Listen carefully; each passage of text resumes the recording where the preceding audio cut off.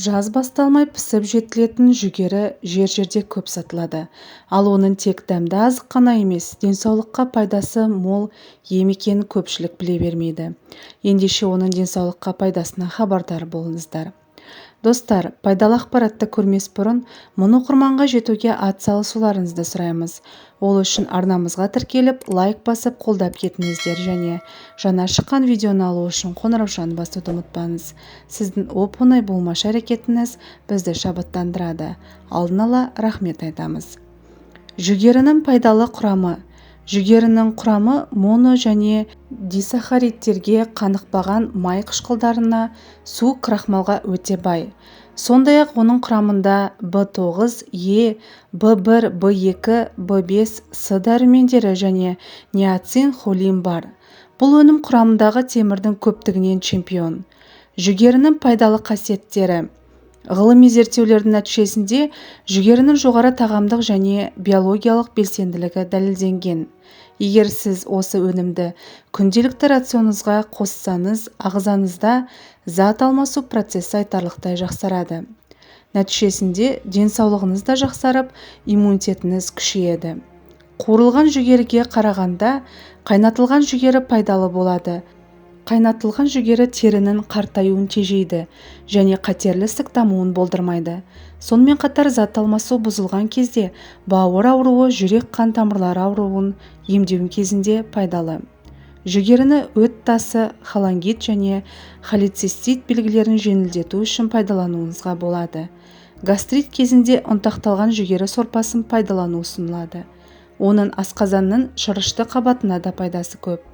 Жүгерінің шашағы да сан түрлі емге дәру екенін біріңіз білсеңіз, біріңіз білмейтін боларсыз. Піскен жүгеріні жақсы көрмейтін жан сирек шығар, ал оның шашағының пайдасы шаш-етектен екен.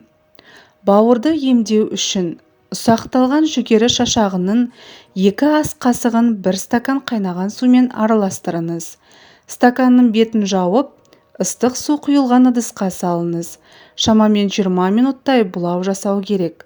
Белгіленген уақыттан соң стаканды алып, балалардың қолы жетпейтін жерге қоясыз. 40 минуттан соң тұнбаны сүзіп алып, 1 ас қасықтан ішесіз. Емді тамақтан соң күніне 4 рет қабылдау керек.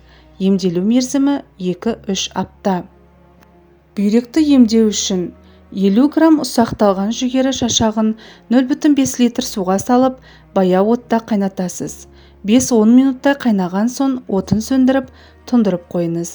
Шамамен 30 минуттан кейін сүзіп алып, аз жұтымнан күні бойы ішесіз. Емделу ұзақтығы 2 апта. Бұл тұнба бүйректің жұмысын жақсартады, несеп жолдарын тазалайды, ісікті қайтарады, циститке ем болады, бүйрек пен өттегі тасты түсіреді. Циститті емдеу үшін 1 ас қасықтан жүгері шашағы мен салаубас шөбін 0,5 литр қайнаған суға саласыз. Қоспаны ыдысымен ыстық суға салып, 15 минуттай бұлау жасайсыз. Белгіленген уақыттан соң тұнбаны сүзіп алып, 30 мл-ден күніне 4 рет ішіңіз. Емделу уақыты 1 ай. Өтті емдеу үшін 50 грамм кептірілген шашақты 150 мл жылы суға салып, қақпағын жабасыз.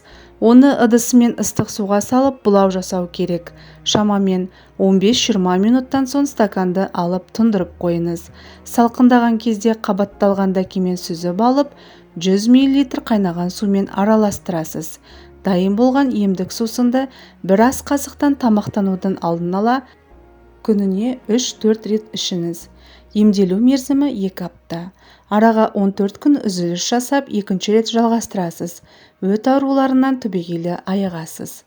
Ұйқы безді емдеу үшін 30 грамм жүгері шашағын 1 стакан суға салып, отқа қойыңыз. Баяу отта 5 минуттай қайнатып алып, қақпағын мықтап жабыңыз. Салқындаған кезде сүзіп алып, аш қарынға 1 ас қасықтан ішесіз. Емді күніне 3 рет жүргізу керек. Гастритті емдеу үшін 2 ас қасық жолжекен, подорожник мен қалақай, крапива шөбін және 1 ас қасық жүгері шашағын араластырып, термосқа салыңыз.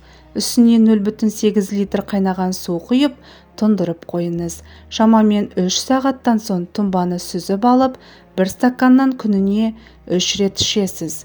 Емді тамақтанудан 30 минут алдын қабылдау керек. Емделу мерзімі 2 аптадан 8 аптаға дейін жалғасады. Анемиядан айықтырады. 4 ас қасық шашақты 1 литр қайнаған суға салып, тұндырып қойыңыз. 1 сағаттан соң тұнбаны сүзіп алып, жарты стаканнан әр 2 сағат сайын шай ретінде ішіңіз. Емді тамақтан соң жүргізу керек. Бұл тұнба гемоглобинді көтереді, әрі қан аздықтан арылтады. Осымен достар, бүгінгі видеомыз өз соңына жетті. Видео ұнаса жақындарыңызбен бөлісе отырып, арнаға тіркеліп, лайк басуды ұмытпаңыз. Келесі видеода кездескенше сау саламатта болайық.